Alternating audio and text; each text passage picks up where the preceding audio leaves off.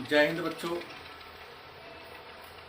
आज हम लोग व्याकरण के दूसरे क्लास में वर्ण और उसके परिचय के बारे में चर्चा करेंगे, क्योंकि कल के पहले वीडियो में हमने व्याकरण क्या है, व्याकरण को कितने वर्गों में बांटा गया है,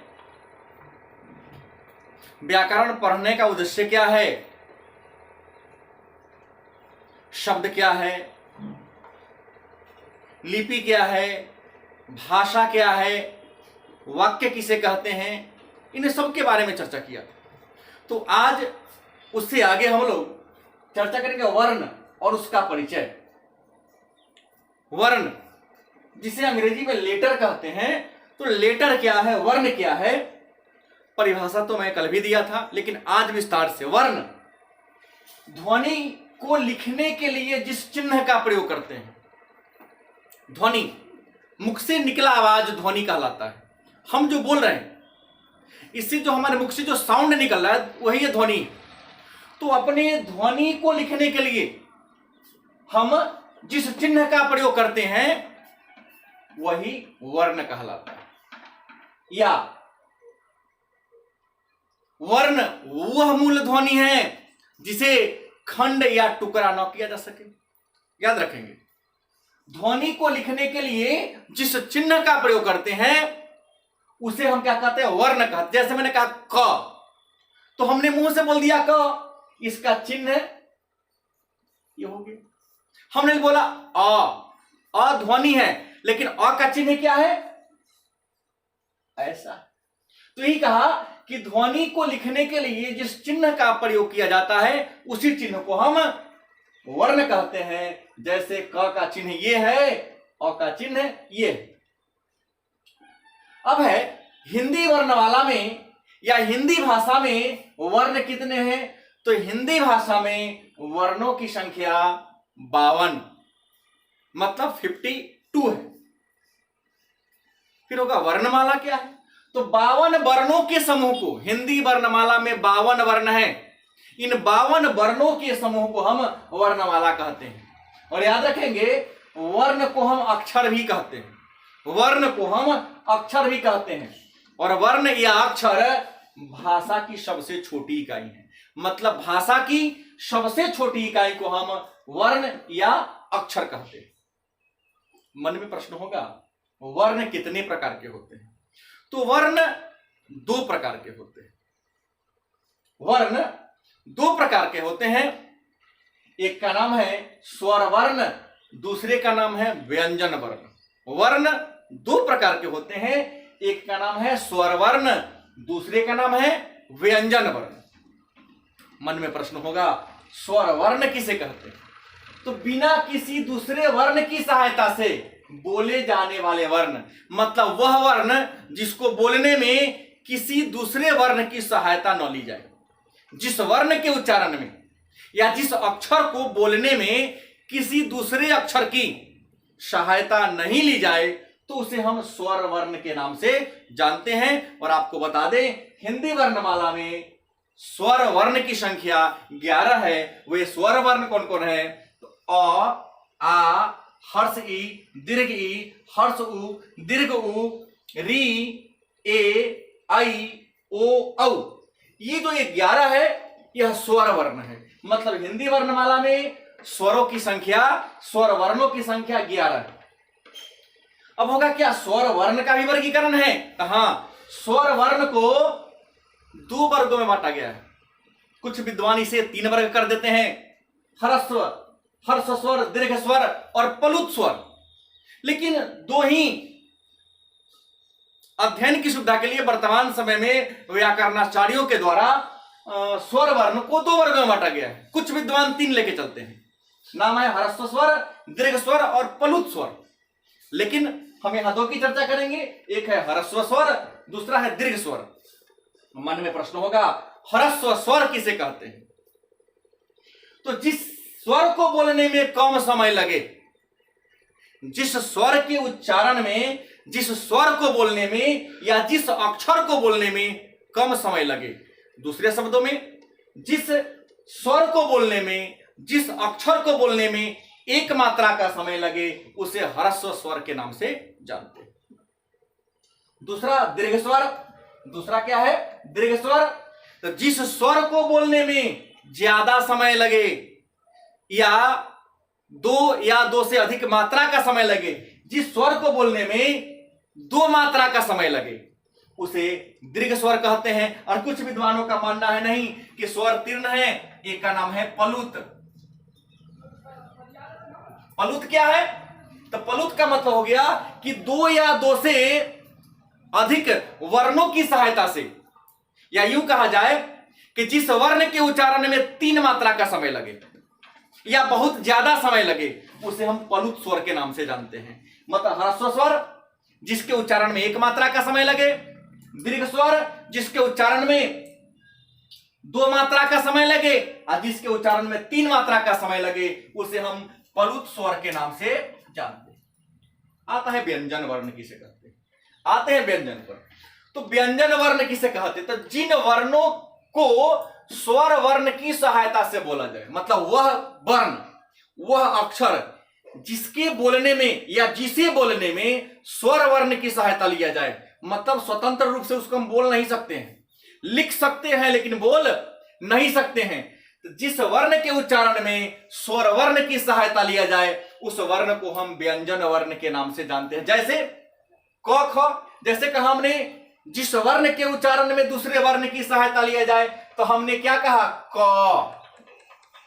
ध्यान देंगे, क मतलब क हम बोल रहे हैं तो इसमें क अ की मात्रा आ जा रही। जिस वर्ण के उच्चारण में दूसरे वर्ण की सहायता ली जाए उसे हम व्यंजन वर्ण कहते हैं। जैसे क को हम बोले तो क हलंत जोड़ अ, मैं क, लगता है कि अ भी बोल रहे हैं क के साथ, ये व्यंजन हो गया। व्यंजन के कितने रूप हैं? तो व्यंजन को 7 वर्गों में बांटा गया है। व्यंजन को 7 वर्गों में बांटा गया है। कौन कौन है? क वर्ग मतलब क ख ग घ अंग, च वर्ग च छ ज झ य, ट वर्ग ट ठ ड ढ न, त वर्ग त थ द ध न, प वर्ग प फ ब भ म। तो ये जो हो गए व्यंजन के 7 वर्ग हैं। और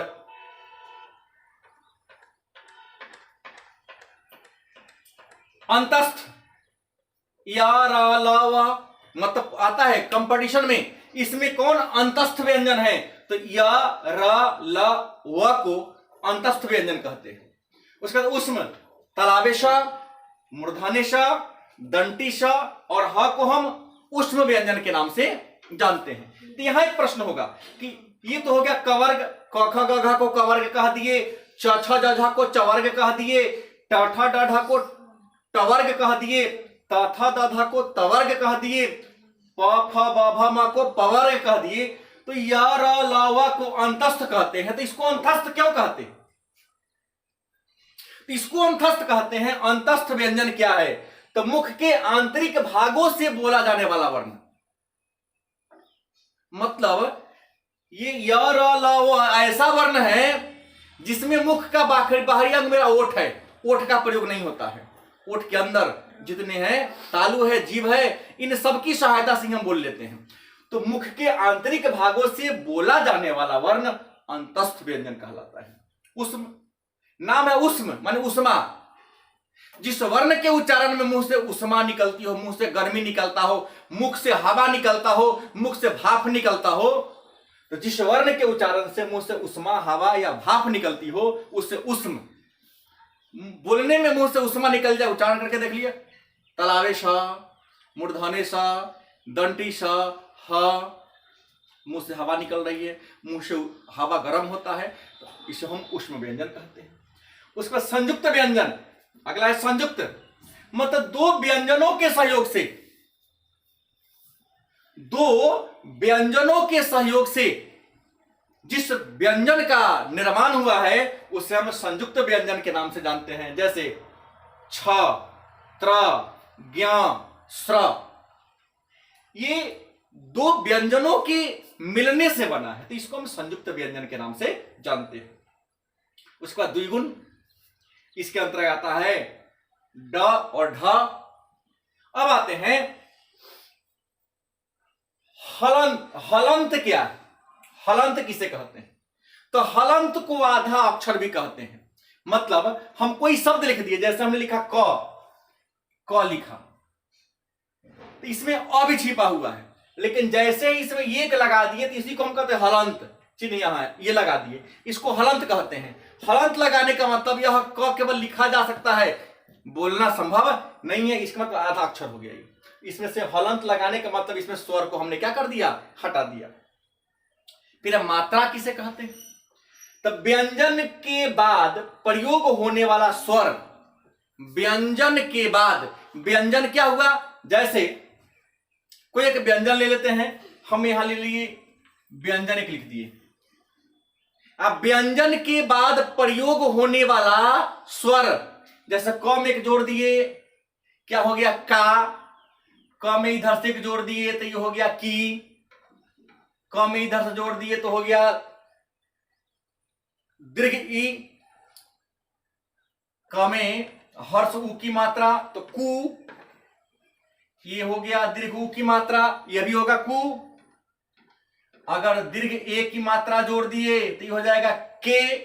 मतलब ये कहता है कि व्यंजन के बाद प्रयोग होने वाला स्वर मात्रा कहलाता है, और हिंदी वर्णमाला में मात्रा की संख्या 10 है। वह है आकार, हर्षिकार, दीर्घिकार, हर्ष उ, दीर्घ उ, दीर्घ ए, ओ, औ, ओ, ए, औ। इसके बाद अनुस्वार। इसके बाद क्या होगा? अनुस्वार। मतलब अ के ऊपर जो हम एक बुनका लगाते हैं उसी को हम कहते हैं अनुस्वार। और एक है विसर्ग, मतलब किसी शब्द के अंत में दो पॉइंट का इसी को हम कहते हैं विसर्ग। तो आप देख लें हिंदी वर्णमाला में 52 वर्ण कैसे हुआ। तो ये हो गया 5, ये हो गया 5, ये हो गया 5, ये हो गया 5, ये हो गया 5, ये हो गया 4, ये हो गया 4। उसके बाद ये भी हो गया 4, ये हो गया 2, और ये हो गया 11, एक हो गया यहां और एक हो गया यहां।